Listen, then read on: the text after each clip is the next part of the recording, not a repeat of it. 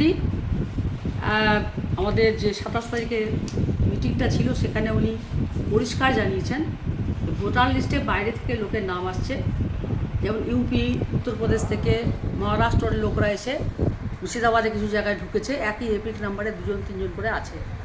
এটা ধরা পড়েছে এবং এটা ইলেকশন কমিশনারও স্বীকার করছেন যে হ্যাঁ এটা ঠিক।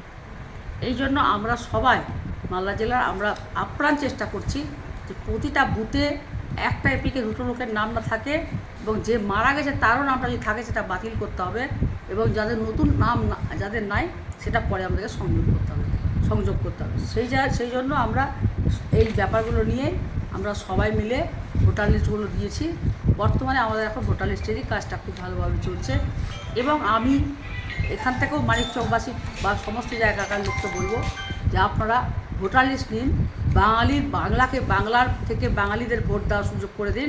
এখানে বাইরের লোকরা এসে ভোট দিবে, এটা বন্ধ করতে হবে। এটা একটা ষড়যন্ত্র বিজেপি পার্টি।